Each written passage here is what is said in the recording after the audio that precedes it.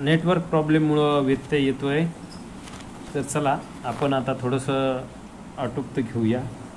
तर बांधवांनो, मातंग समाजाच्या सक्षमीकरणासाठी शिक्षणाबरोबरच आपल्याला आर्थिक स्वावलंबन आणि समाज संस्कृतीच्या संस्काराची गरज आहे. तर आपली संस्कृती काय आहे, आपल्यावर होणारे संस्कार कोणते आहे, याकडे जर आपण लक्ष घातलं तर आपल्या असं लक्षात येईल की आज आपला समाज हा प्रचंड व्यसनाधीन झालेला आहे. आणि ही व्यसनाधीनता कशामुळे वाढलेली आहे, तर त्याचं कारण आहे जागतिकीकरणामध्ये जो काही खुला पैसा झालेला आहे तो पैसा ग्रामीण भागापर्यंत पोहोचलेला आहे. आणि तो पैसा वरिष्ठांचा किंवा समाजावरचा विश्वास हा उडवत आहे. म्हणून शहरीकरणामध्ये आपण संयुक्त कुटुंब हे विघटित होत गेलेलं पाहायला मिळत आहे. छोटं छोटं कुटुंब होऊ लागलेलं आहे. आणि मग शहरात आल्यानंतर मला कोणाची गरज नाही ही एक मानसिकता शिकलेल्या माणसामध्ये रुजली आणि त्याचं अनुकरण ग्रामीण भागामध्ये सुद्धा झालेलं आपल्याला पाहायला मिळत आहे. आज आपण 30 वर्षापूर्वी जे पाहिलेले मांगवाडे असतील, महारवाडे असतील, तर त्यामध्ये जी एक वाक्यता होती, त्यामध्ये जी आत्मीयता होती, त्यामध्ये जी तळमळ होती, त्यामध्ये जे आपलेपण होतं ते आज आपल्याला दिसून येत नाही. आणि म्हणून मातंग समाजामध्ये जे काही आज व्यसनाधीनता आहे, अंधश्रद्धा आहे, तर्कबुद्धीचा अभाव आहे आणि कर्मकांडांचा स्तोम माजलेला आहे, याला कारणीभूत कोण आहे, तर याला कारणीभूत आहे दारिद्र्य, अज्ञान आणि अंधविश्वास. तर समाजामधलं दारिद्र्य, अंधविश्वास आणि अंधश्रद्धा कर्मकांडे ही कोण नष्ट करणार आहे, तर ही जबाबदारी आहे मित्रांनो शिकलेल्या माणसांची. आणि दुर्दैवानं शिकलेला माणूसच हा समाजाशी बेईमानी करतो आहे. आपण पाहतो आहोत, शिकलेला माणूस एखादा नवस करायचा असेल, एखादी कंदोरी करायची असेल, तर तो मोठ्या थाटामाटामध्ये जीप लावतो, गाड्या लावतो आणि त्या कंदोरीमध्ये एक ऐवजी 2 बकरे कापतो, 3 बकरे कापतो, नव्हे 5 बकरे कापतो. प्रश्न बकरे कापण्याचा नव्हे, प्रश्न आस्थेचा नव्हे, प्रश्न श्रद्धेचा नव्हे, प्रश्न आहे अंधश्रद्धेचा. शिकलेल्या माणसाला माहीत आहे की कोंबडे बकरे कापल्यामुळे कुठल्याही मनातली इच्छा पूर्ण होत नाही किंवा माणसाचं भलं होत नाही. पण तो स्वतःला सुरक्षित करण्यासाठी की मी सुद्धा पहा हिंदू आहे, मी सुद्धा पहा समाजातल्या चालीरीतीला मान्यता देतो, मी सुद्धा पहा कर्मकांड करतो, त्या दुबळ्या माणसांच्या सहानुभूतीसाठी आणि तो ज्या समूहामध्ये राहतो त्या समूहाची सहानुभूती मिळवण्यासाठी तो अंधश्रद्धेत घडलेला असतो. आणि तो अंधश्रद्धेत घडलेला असल्यामुळे त्याचा गावाकडचा अडाणी भाऊ, अडाणी चुलता, अडाणी बाप सुद्धा ते कर्मकांड करतो. आणि तुमच्या आमच्यासारख्या सांगायला गेला तर तो म्हणतो की आमचा तात्या औरंगाबादला प्राध्यापक आहे आणि तो गावाकडे येऊन 5 बकऱ्याची कंदुरी करतो, तो काही शहाणा नाही, तुम्हीच फार शहाणे झाले का. हे जे विरोधाभास आहे चळवळीतल्या लोकांचा, शिकलेल्या लोकांचा, तो अगोदर बंद झाला पाहिजे. आणि म्हणून आपली संस्कृती काय आहे, तर आपली संस्कृती बुद्ध, फुले, शाहू, आंबेडकर, अण्णाभाऊ, लहुजी, मुक्ता साळवे यांच्या विचारांची संस्कृती आपण निर्माण केली पाहिजे. कारण लोकशाहीमध्ये आजच्या विज्ञान युगामध्ये ती आपल्याला जगायला बळ देणारी आहे, ऊर्जा देणारी आहे, आपल्याला माणूसपण देणारी आहे. हे आपण कुठेतरी विसरत चाललेलो आहोत. आणि जेटी साळवे सरांचा प्रश्न आलेला आहे, तर हीच माणसं समाजामध्ये काय करत आहेत, तर हीच माणसं समाजामध्ये दलाली करत आहेत. तुम्ही जो म्हणता तो बरोबर आहे. शिकलेली माणसं राजकारणामध्ये डोकं काढतायत, शिकलेली माणसं नको त्या ठिकाणी डोकं काढतायत, पण समाजामध्ये आचरण करण्यामध्ये आणि आचरणातून संस्कार करण्यामध्ये कमी पडते आहे. त्याकडे सुद्धा आपण शिकलेल्या लोकांनी लक्ष दिले पाहिजे. विशेषतः आजकालच्या तरुणांना ही गोष्ट चांगल्या पद्धतीने कळते आहे. आणि म्हणून माझा विश्वास आहे आजची जी पिढी आहे, आजची पिढी शिक्षण घेत आहे, मोठ्या प्रमाणामध्ये चिंतन करत आहे, तर्कबुद्धीचा विकास करत आहे, विज्ञानवादी दृष्टिकोन ठेवत आहे आणि समाजाला प्रगतीच्या मार्गाने कसं नेता येईल याचा सुद्धा विचार करत आहे. आणि म्हणून पुरोगामी विचार मंचाचं मी स्वागत करतो की त्यांनी हे विषय दिलेले आहेत की काही सक्षमीकरणाचे मार्ग सुचत आहेत का, आमच्या पिढीला सुचत आहेत का, तर ते सुचले पाहिजे. आणि आम्हाला वाटतं आहे की आमची बर्बादी झालेली आहे ती अंधश्रद्धेमुळे झालेली आहे, कर्मकांडामुळे झालेली आहे, अज्ञानामुळे झालेली आहे, तर्कबुद्धीचा सत्यानाश केल्यामुळे झालेली आहे. आम्ही तर्क लावत नाही. आपल्या समाजातल्या ज्या काही संघटना आहेत जातीचा उदो करतात त्यांना तुम्ही तपासा आणि शिकलेल्या परिवर्तनवादी चळवळीतल्या लोकांनी त्या तपासल्या पाहिजे की ते कर्मकांड करत आहेत की नाही, कर्मकांड केले पाहिजेत यासाठी त्यांचा आग्रह असतो की नाही. आणि समाज हा व्यसनाधीनकडे वळतो आहे याचं कारण सुद्धा जो काही शिकलेला पगारदार वर्ग आहे तो सुद्धा मातंग समाजामध्ये मोठ्या प्रमाणात व्यसनाधीन झालेला आहे. तर बांधवांनो, मला या ठिकाणी आवर्जून सांगायचं आहे की आपण दुबळ्या समूहाचे प्रतिनिधी आहोत, आपण उपेक्षित असलेल्या समूहाचे प्रतिनिधी आहोत आणि म्हणून आपलं चारित्र्य आपण संपन्न केलं पाहिजे. आपण अण्णाभाऊंचे अनुयायी आहोत, आपण मुक्ता साळवेंचे अनुयायी आहोत, आपण लवजी साळवेंचे अनुयायी आहेत, आपण डॉक्टर बाबासाहेब आंबेडकरांचे अनुयायी आहोत, आपण संत कबीराचे अनुयायी आहोत, आपण महात्मा फुलेंचे अनुयायी आहोत, आपण सावित्रीमाईचे अनुयायी आहोत, आपण संत तुकारामाचे अनुयायी आहोत, आपण महात्मा चक्रधराचे अनुयायी आहोत, आपण महात्मा बसवेश्वराचे अनुयायी आहोत. ज्यांनी ज्यांनी मानवी मूल्यांसाठी काम केलेलं आहे, सामान्य माणसाच्या जगण्यातलं दुःख कमी केलेलं आहे आणि सामान्य माणसाला ऊर्जा देण्याचं कार्य केलेलं आहे, त्या महापुरुषाचे जर आपण अनुयायी असू तर आपण व्यसनाधीनता ही ठोकरली पाहिजे, व्यसनाधीनता नाहीशी करण्यासाठी काम केलं पाहिजे. कारण आज आपण जर दलित वस्त्या बघितल्या तर दलित वस्त्यामध्ये तरुण विधवा महिलांचं प्रमाण मोठ्या प्रमाणात वाढत आहे. त्याच्या पाठीमागे कारण काय आहे? तरुणांची व्यसनाधीनता, बेकारी आणि व्यसनाधीनतेमुळे आणि बेकारीमुळे तरुणांचे होणारे बळी, होणारे उद्ध्वस्त संसार हा सुद्धा या ठिकाणी चिंतनाचा विषय आहे आणि चिंता करण्याचा विषय आहे.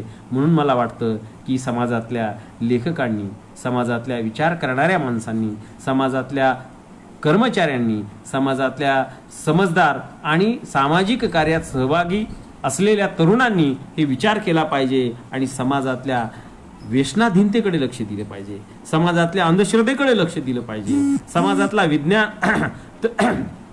समाजातला जे काही अज्ञानाचा भाग आहे, कर्मकांडाचा भाग आहे तो सुद्धा बाजूला सारून तोच पैसा, कर्मकांडाचा पैसा हा शिक्षणाकडे वळवला पाहिजे.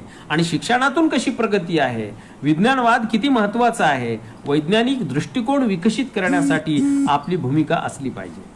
आपण समाजामध्ये वावरत असताना अनेक जातीच्या माणसांशी संपर्कात असतो, अनेक जातीच्या मित्राशी संपर्कात असतो. आम्ही त्यांच्या आस्थेशी आणि आम्ही त्यांच्या भावनेशी खेळायचं नाही, तर आपण आपल्या माणसाच्या अज्ञानाशी आणि आपण आपल्या माणसाच्या दारिद्र्याशी जी काही कारणं आहेत त्या कारणांना उद्धृत करून ती कारणं त्याला समजून सांगून त्याच्या जीवनात प्रकाश कसा निर्माण होईल, तो गतिशील कसा होईल, तो पुढच्या पिढीला काही देईल का याचा विचार करणं गरजेचं आहे. कारण आपला समाज आज पाहतो आहोत आपण, तो व्यसनानं का बेजार आहे, तर शिकलेला माणूस सुद्धा व्यसनाधीन झालेला आहे. म्हणून चळवळीत काम करत असताना, समाजामध्ये काम करत असताना आपण आपलं चारित्र्य खूप महत्वाचं ठेवलं पाहिजे. आपण व्यसनाधीन असलो तर आपला अनुयायी आपलं काय आदर्श घेईल? आपला अनुयायी हा चारित्र्य संपन्न जर निर्माण व्हावा अशी आपल्याला अपेक्षा वाटत असेल तर आपण त्या अगोदर काही गोष्टी स्वीकारल्या पाहिजे.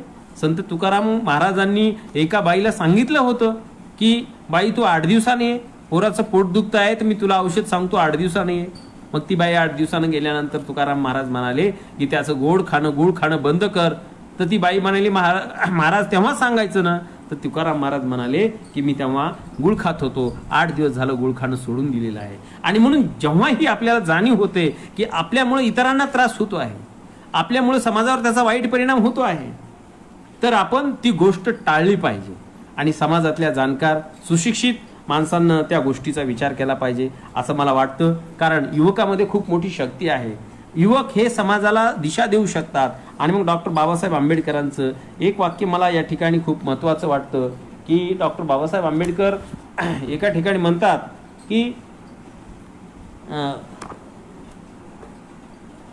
जे तरुण आहेत त्या तरुणांसाठी डॉक्टर बाबासाहेब आंबेडकर म्हणाले होते की दलित तरुणांनी आपणास संधी मिळाल्यास अन्य कोणाही पेक्षा आपण बुद्धिमत्ता व योग्यतेच्या बाबतीत कमी नाही हे सिद्ध करायला हवे. तसेच स्वतःच्या स्वार्थाकडे निव्वळ न पाहता आपल्या समाजात स्वतंत्र, बलवान व प्रतिष्ठित बनविण्याचा प्रयत्न केला पाहिजे. डॉक्टर बाबासाहेब आंबेडकर यांचं हे म्हणणं आहे की दलित तरुणांना जेव्हा जेव्हा संधी प्राप्त होते तेव्हा तेव्हा त्यांनी आपल्या समाजास बलवान, ताकदवार आणि प्रतिष्ठित, स्वतंत्र बनविण्यासाठी प्रयत्न केले पाहिजेत. जोपर्यंत आपण बलवान होत नाहीत, स्वतंत्र होत नाहीत, तोपर्यंत आपण आपला विकास करू शकत नाही. आणि जेव्हा आपणच आपला विकास करू शकत नाही तर तेव्हा आपण इतरांचा विकास करण्याची भाषा बोलू शकत नाहीत.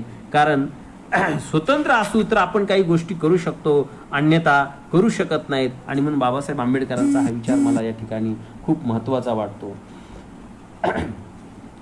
सामाजिक न्यायाच्या संदर्भाने बाबासाहेब आंबेडकर म्हणाले होते की सामाजिक न्याय ही जी गोष्ट आहे त्यासाठी आंबेडकर एका ठिकाणी म्हणतात, मी तो प्यारा तुम्हाला महत्त्वपूर्ण असल्यामुळे वाचून दाखवतो की सामाजिक स्वातंत्र्य जोपर्यंत प्राप्त होत नाही तोपर्यंत कायद्याने कितीही स्वातंत्र्य दिले तरी त्याचा काहीही उपयोग होत नाही. कायद्यामुळे तुम्हाला कुठेही जाता येईल, बोलता येईल, परंतु या स्वातंत्र्याचा काहीही उपयोग नाही. मनुष्याला जसे शरीर आहे तसे मनही आहे.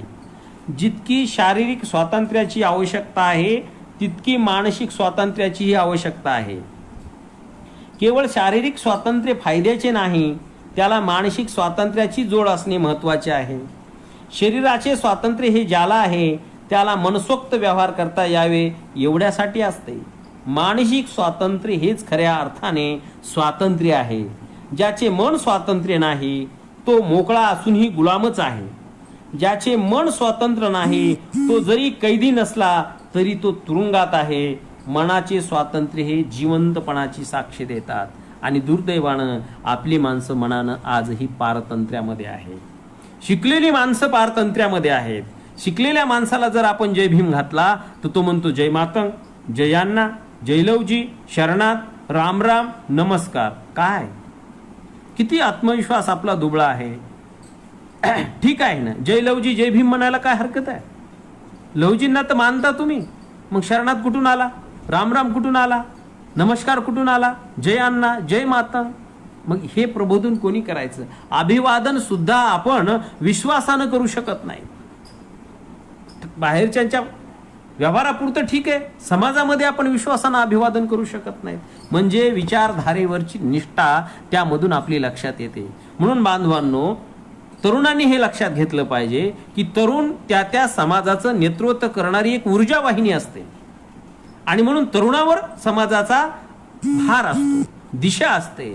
तरुणांनी जर नेतृत्व तपासण्याशिवाय जर विश्वास टाकला, त्या चारित्र्य तपासण्याशिवाय जर विश्वास टाकला, त्याच्या कृतीचा अंदाज घेण्याशिवाय जर त्याच्यावर विश्वास टाकला तर समाजाचं नुकसान होऊ शकतं. तरुण त्या ठिकाणी उद्ध्वस्त होऊ शकतात. आणि म्हणून तरुणांनी नेतृत्वावर विश्वास ठेवण्यापेक्षा त्याच्या चारित्र्यावर, त्याच्या जीवनावर, त्याच्या कृतीवर अगोदर विश्वास ठेवून ते तपासला पाहिजे. आणि तपासल्यानंतर खरंच हे समाजाला दिशा देऊ शकतात का हे आपण बघितलं पाहिजे.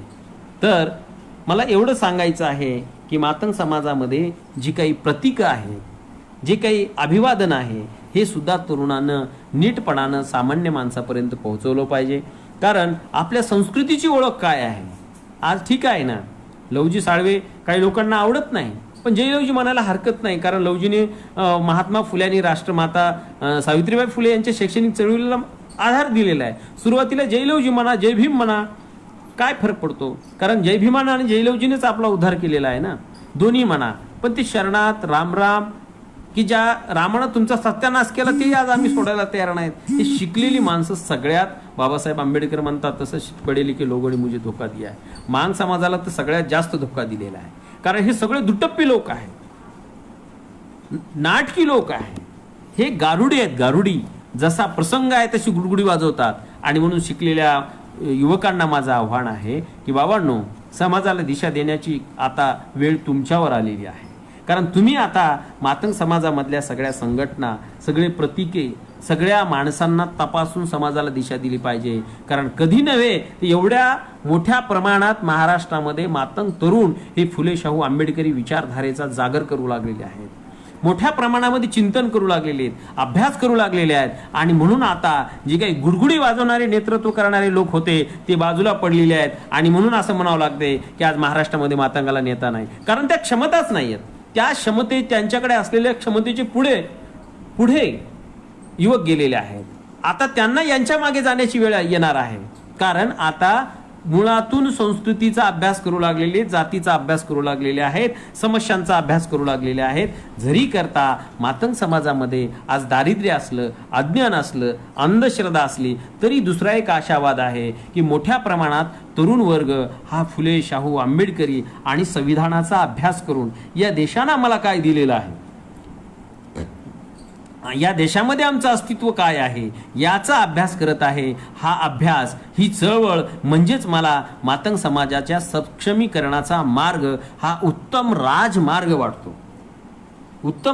वाटतो. आणि म्हणून ही आपली प्रतीके आपण जतन केली पाहिजे. आम्ही लहुजी साळवेंचा इतिहास अभ्यासला पाहिजे, आम्ही मुक्ता साळव्यांचा इतिहास अभ्यासला पाहिजे, अनुकरण केलं पाहिजे. सगळेच म्हणतात आम्ही डॉक्टर बाबासाहेब आंबेडकरांचं अनुकरण केलं पाहिजे, त्यांच्या विचारांचा अभ्यास केला पाहिजे, सगळेच म्हणतात. पण अनुकरण म्हणून आजची मुलं ही स्वतः अनुकरण करू लागलेली आहेत, मोठ्या प्रमाणात आहेत. आणि तीच मुलं उद्या समाजाला दिशा देतील असा मला आशावाद वाटतो. आणि म्हणून मातंग समाजाच्या सक्षमीकरणाचा मार्ग शोधत असताना आपल्याला मातंग समाजामधली व्यसनाधीनता, अंधश्रद्धा, नैतिकता ह्या गोष्टी सुद्धा तपासणं गरजेचं आहे. आणि जी माणसं समाजामध्ये चारित्र्य संपन्न नाहीत, नीतिमान नाहीत, ज्यांचं समर्पण नाही, जी वरवरची आहेत, जी पोपटपंची आहेत, समाजाची दलाली करत आहेत, आता यांना ओळखणं तेवढं अवघड राहिलेलं नाही. कारण येणारी पिढी मोठ्या प्रमाणामध्ये अभ्यास करत आहे, पुढे गेलेली आहे, इतिहासाचं चिंतन करत आहे, धर्माचं चिंतन करत आहे, समाज वास्तवतेचं चिंतन करत आहे आणि लोकशाही मूल्य ती जाणून आहे. आणि म्हणून त्यांच्या लक्षात आलेलं आहे की आता समाजाला पहिल्यांदा विचाराची गरज आहे, शिक्षणाची गरज आहे, नीतिमत्तेची गरज आहे, शिलाची गरज आहे, स्वाभिमानाची गरज आहे. कारण जोपर्यंत तुमचा स्वाभिमान तळपता राहणार नाही तोपर्यंत तुम्ही माणूस म्हणून जीवन जगू शकणार नाही. तुम्हाला संपत्ती मिळेल, तुम्हाला भौतिक सुख मिळतील, पण तुम्ही स्वाभिमान नसेल तर जीवन राहू शकणार नाही. कारण स्वाभिमान ही सर्वच समाज मनाला एक ऊर्जा देणारी, तेज देणारी, ही तुमचा अस्तित्व सुगंधित करणारी गोष्ट आहे. आणि म्हणून बाबासाहेब नेहमी विद्यार्थ्यांना सांगायचे की स्वाभिमानाशिवाय तुमची कुठलीच विद्वत्ता कामाची नाही, तुमची कुठलीच संपत्ती कामाची नाही. स्वाभिमान हा पहिल्यांदा हे आपण जतन केला पाहिजे. कारण स्वाभिमान असेल तरच आपण आपल्या समाजाला चांगल्या पद्धतीनं संस्कार करू शकतो, चांगल्या पद्धतीनं त्यांना उभं करू शकतो. हा विश्वास आपल्याला डॉक्टर बाबासाहेब आंबेडकर यांच्या विचारातून मिळालेला आहे. आणि म्हणून डॉक्टर बाबासाहेब आंबेडकरांचा जो मार्ग आहे, शिका, संघटित व्हा आणि संघर्ष करा, हा सुद्धा मार्ग आपण स्वीकारला पाहिजे. शिक्षण कशासाठी आहे, संघटित कशासाठी व्हायचं आहे, संघर्ष कोणासोबत करायचा आहे, तर बांधवांनो मला असं वाटतं की शिक्षण आमचं दारिद्र्य नष्ट करण्यासाठी आपण घेतलं पाहिजे, आमचं अज्ञान घालवण्यासाठी आपण घेतलं पाहिजे, आमच्या अंधश्रद्धा नष्ट करण्यासाठी घेतलं पाहिजे, आमच्या तर्कबुद्धीचा विकास करण्यासाठी आम्ही शिक्षण घेतलं पाहिजे. आणि संघटित कशासाठी झालं पाहिजे, तर जे जे उपेक्षित आहेत, जे जे शोषित आहेत, जे जे लाचार आहेत, जे जे व्यवस्थेचे बळी आहेत, या सर्वांना संघटित करण्यासाठी आपण आपल्या शिक्षणाचा उपयोग केला पाहिजे. त्यांच्या जीवनामध्ये ज्ञान ज्योत लावण्यासाठी आपण आपल्या ज्ञानाचा उपयोग केला पाहिजे. आणि संघर्ष कोणासोबत केला पाहिजे, तर दारिद्र्यासोबत संघर्ष केला पाहिजे, अज्ञानाच्या विरोधात संघर्ष केला पाहिजे, कर्मकांडाच्या विरोधात संघर्ष केला पाहिजे. आणि मानवी मूल्य नाकारणाऱ्या प्रत्येक प्रवृत्तीचा विरोध आपण संघर्षातून केला पाहिजे. यासाठी आपल्याला डॉक्टर बाबासाहेब आंबेडकर यांचा शिका, संघटित व्हा आणि संघर्ष करा हा विचार सुद्धा अत्यंत मोलाचा आहे. कारण हा विचार मातंग समाजाच्या सक्षमीकरणासाठी फार मोठी ऊर्जा देणार आहे असं मला या ठिकाणी वाटतं. आणि म्हणून मी या सर्व महाराष्ट्रातल्या मातंग समाजातील युवकांना आणि समाज बांधवांना विनंती करतो की घराघरामध्ये बाबासाहेब आंबेडकरांचे फोटो असले पाहिजे, महात्मा फुलेंचे फोटो असले पाहिजे, अण्णाभाऊंचे फोटो असले पाहिजे, मुक्ता साळवेंचा निबंधाचं पारायण झालं पाहिजे.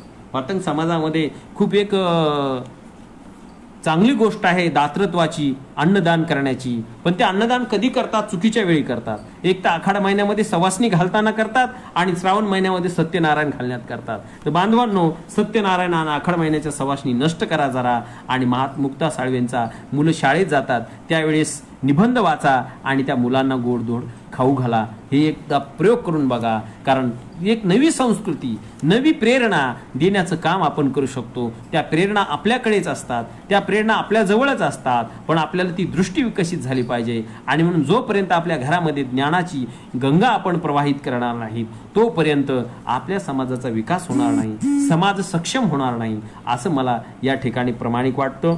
त्यानंतर आज समाजाची अत्यंत आर्थिक स्थिती बिकट झालेली आहे.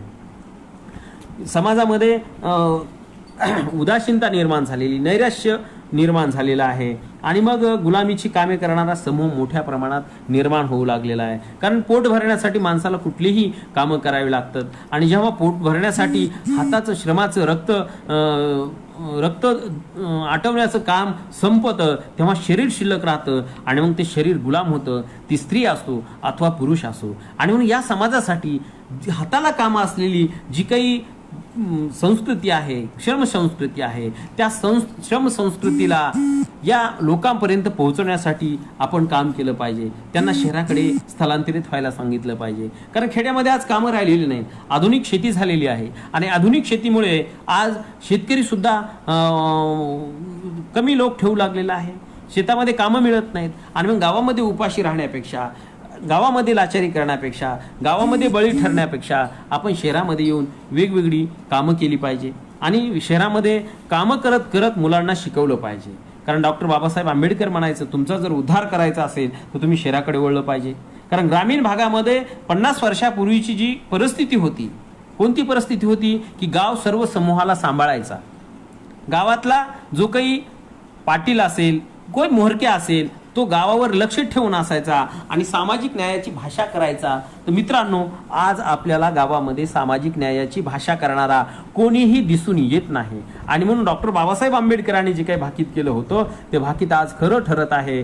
ग्रामीण भागामध्ये दलित समाजावर, विशेषतः मातंग समूहावर मोठ्या प्रमाणात अन्याय अत्याचार वाढलेले आहेत. आर्थिक स्वावलंबन नसल्यामुळे हे अन्याय अत्याचार वाढलेले आहे. कारण त्यांच्या शेतावर जावं लागतं, त्याच्या मळ्यावर जावं लागतं, त्याच्या घरी जावं लागतं आणि त्यांना सांगितलेली कामे करावी लागतात. आणि कामे जर नाही केली तो अरेरावीवर येतो. एक दुर्दैवाची गोष्ट मला या ठिकाणी मुद्दाम सांगायची आहे की काल परवा फेसबुकवर एक फार मोठी पोस्ट फिरली की आम्हाला विधान परिषदेचं द्या, विधान परिषद द्या, हे एक बलुतेदारीचा भाग म्हणून या ठिकाणी मला तो वाटला की बलुतेदारी का करायची आहे, कोणासाठी विधान परिषद मागताय, कशासाठी मागताय, किती हा भाबडेपणा आहे, शिकलेल्या लोकांचा किती भाबडेपणा आहे, चळवळीतल्या लोकांचा किती भाबडेपणा आहे. आतापर्यंत या देशामध्ये लोकशाहीमध्ये बाबासाहेब आंबेडकरांनंतर जे काही लोकप्रतिनिधी झालेले आहेत त्यांनी काय केलेलं आहे? मला वाटतं त्यांनी पक्षांची गुलामी केलेली आहे, बलुतेदारी केलेली आहे. आणि मातंग समाजाच्या लोकांनी सुद्धा तेच केलेलं आहे.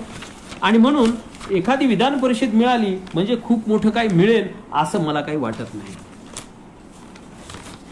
शहराकडे वळा यासाठी मी म्हणालो तुम्हाला, स्थलांतरित व्हा यासाठी, की एक मला प्रसंग आठवला. गेल्या वर्षी रुद्रवाडी उदगीर तालुक्यामध्ये सरपंच असलेल्या बाईला तिचा विनयभंग करून मारण्यात आलं. आणि कुठं मारलं तर तिच्या नितंबावर काठ्या घातल्या, दोघांनी हात पकडले आणि काठ्या घातल्या.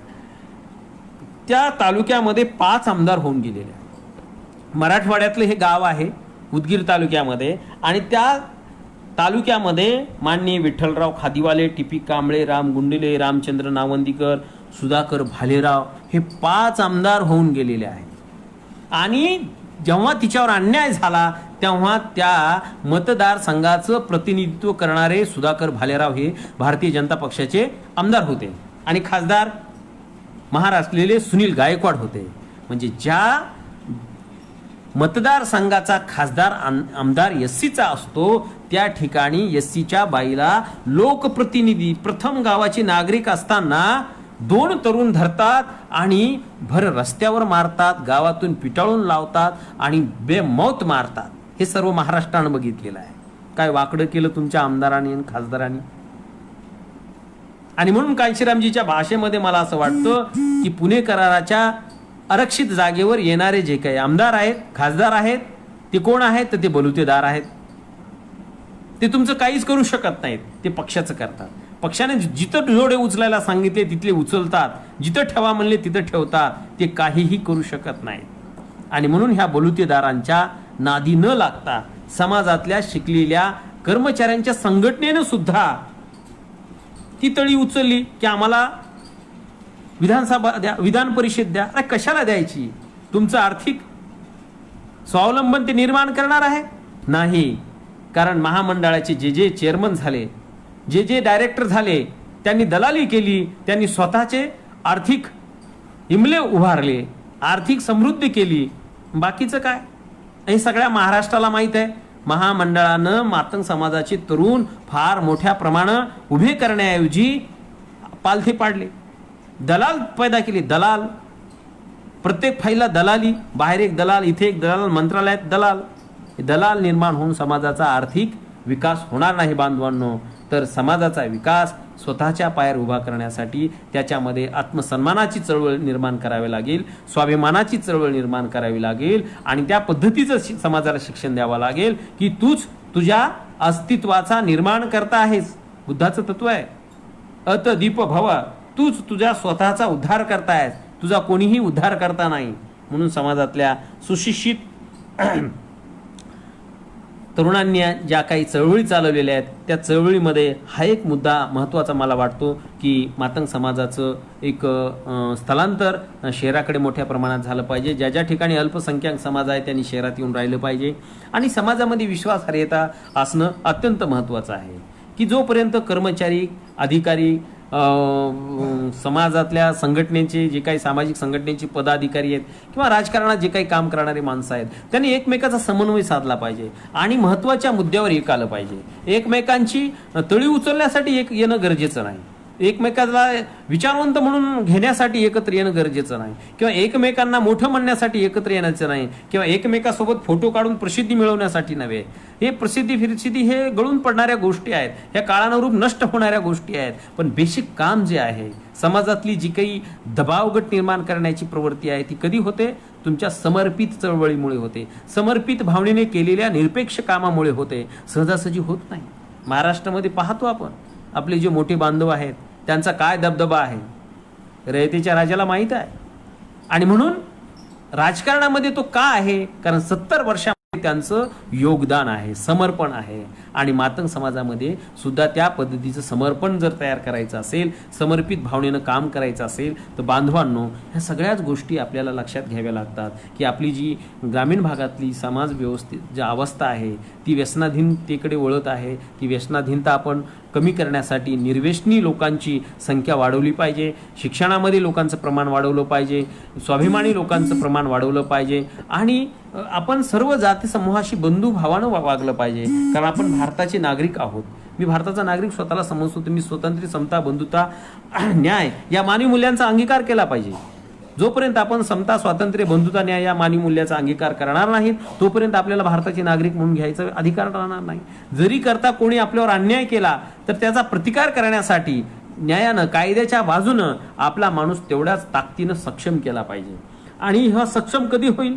तो शिक्षणाच्या प्रवाहात आला तर, तो चळवळीच्या प्रवाहात आला तर, त्याला सामाजिक न्यायाची भाषा कळाली तर. नाहीतर आपण आज पाहत आहोत महाराष्ट्रात सर्वात जास्त अन्याय, अत्याचार मातंग समाजावर होऊ लागलेले आहेत. त्याचं एक कारण मला असं वाटतं, मी सामाजिक चळवळीत काम करत असल्यामुळे मला असं वाटतं शाहू आंबेडकरी चळवळीकडे वळू लागलेला आहे, स्वाभिमानानं तो काम करू लागलेला आहे. आणि भविष्यामध्ये त्याचं पर्यावसन वेगळ्या स्थितीमध्ये जाईल की काय, धर्मांतर होईल की काय, ही भीती प्रस्थापितांना आहे. आणि RSS सारख्या संघटनेनं समाजातले काही दलाल पोचलेले आहेत.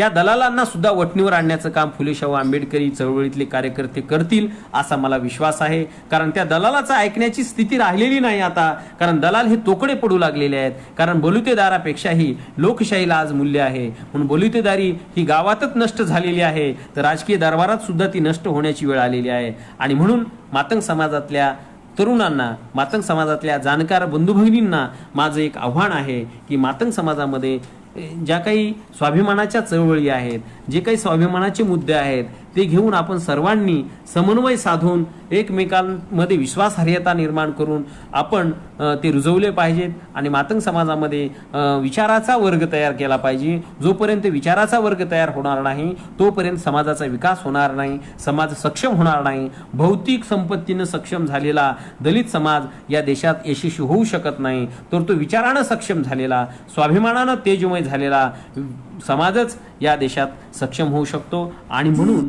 आपल्या पिढीवर ही जबाबदारी आहे की समाजामध्ये फुले शाहू, आंबेडकर, अण्णाभाऊ, मुक्ता साळवे, लहुजी साळवे यांचे विचार निर्माण करणे आणि समतेनं समाज कसा नांदेल आणि डिकास्ट कसा होईल, जातमुक्त कसा होईल हे सुद्धा आपल्याला आपल्या कार्यकर्त्यांनी लक्षात घेतलं पाहिजे. जात वर्ग शोषणमुक्त समाजाचं स्वप्न अण्णाभाऊ पाहत होते. ते स्वप्न जर आपल्याला पूर्ण करायचं असेल तर आपण त्या पद्धतीचं वर्तन केलं पाहिजे, अनुकरण केलं पाहिजे, आचरण केलं पाहिजे. आणि आचरणाशिवाय समाजामध्ये तुम्हाला प्रतिष्ठा प्राप्त होणार नाही. आणि तुम्हाला जर प्रतिष्ठा प्राप्त होणार नाही तर तुमच्या चळवळीला आणि तुमच्या विचाराला कोणीही स्वीकारणार नाही. म्हणून सर्व समाजातल्या चळवळीतल्या कार्यकर्त्यांना माझं नम्र आव्हान आहे की आपण व्यसनाधीनता ही जोपासली पाहिजे आणि समाजामध्ये जे जे समतेसाठी, जे जे न्यायासाठी, जे जे बंधुतेसाठी प्रयत्न करतात त्यांना बळ दिलं पाहिजे. आणि रस्त्यावर लढणाऱ्या चळवळी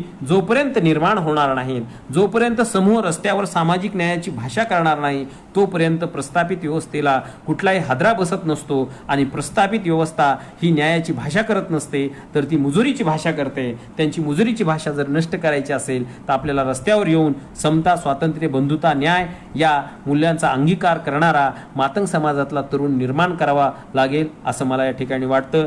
आणि जातीअंताच्या लढाईसाठी हा समाज पुढे येईल आणि याच्यावरले अन्याय दूर करेल आणि एक सक्षम समाज म्हणून लहू फुले शाहू, बाबासाहेब अण्णाभाऊ यांचं स्वप्न साकार करणाऱ्या प्रवाहातला हा एक मैलाचा दगड ठरेल. या चळवळीच्या आंदोलनाचा हा कालखंड असा मला विश्वास वाटतो. मला या ठिकाणी जी काही संधी दिली त्याबद्दल मी पुरोगामी विचार मंचाचे धन्यवाद व्यक्त करतो.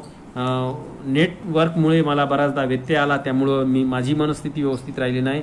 तरीसुद्धा पुन्हा एकदा या ठिकाणी अनेक माझे बांधव या ठिकाणी सहभागी झाले, मला ऐकून घेतलं आणि या ठिकाणी आपण एवढ्या वेळपर्यंत थांबलात त्याबद्दल मी तुमचे आभार व्यक्त करतो. आणि पुन्हा एकदा पुरोगामी विचार मंचाच्या कार्यकर्त्यांचे धन्यवाद व्यक्त करून मी जे काही माझे विचार व्यक्त केलेले आहेत ते समाजहिताचे विचार आपण घ्यावेत आणि जे समाजहिताला आपल्याला बाधक वाटतात ते विचार माझ्याकडे द्यावेत एवढी या ठिकाणी विनंती करतो. आणि पुन्हा एकदा मातंग समाजातल्या सर्व तरुण बंधू भगिनींना मी विचाराच्या दृष्टीने आणि आपल्या स्वाभिमानाच्या दृष्टीनं आपण कार्य करून समाजाला सक्षम केलं पाहिजे एवढी या ठिकाणी विनंती करतो आणि थांबतो. जय भीम, जय लवजी, जय भारत.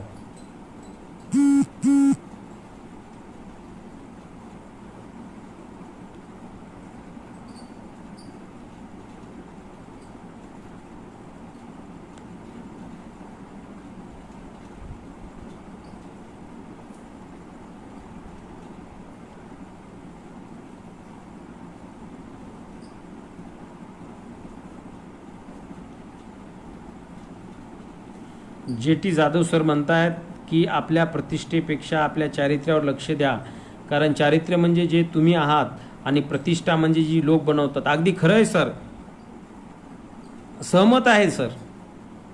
सतीश खंदारे म्हणतात, दादा फक्त पैसा कसा कमवा हे सांगा, कसाही कमवा हे सांगा, परिवार कसा सुखी होईल हे सांगा, आपल्या लेकाला चांगलं शिक्षण कसं घेता येईल व त्यासाठी पैसा किती महत्त्वाचा आहे हे जर कळलं ना तर खूप काही आहे. बरोबर आहे, पण पैसा कमवणारी माणसं ही स्वाभिमानी नसतात, त्यांना पुढच्या पिढीचं लक्ष नसतं. अनेक समाजामध्ये चारित्र्यहीन माणसं आहेत, त्यांच्याकडे खूप पैसा आहे, ते समाजाच्या काही कामाचे नसतात. पण एखादा शिक्षक असतो, तो सर्व समाजाला नीतिमत्ता शिकवतो, तो कलेक्टर तयार करू शकतो. म्हणून चारित्र्य आणि विचारधारा खूप महत्त्वाची आहे. पैसा हा तेवढा महत्त्वाचा नाही जेवढं चारित्र्य आणि स्वाभिमान महत्त्वाचा आहे. सतीश खंदारे भाऊ, माधव कांबळे आहेत, रामराम म्हणणारा समाजाला घातक. योग्य आहे. समाजाच्या मर्मावर विचाराचा घा घातला आहे सर. बाबूराव गालफाडी सर BSPचे कार्यकर्ते, कट्टर आंबेडकरवादी आहेत. धन्यवाद सर.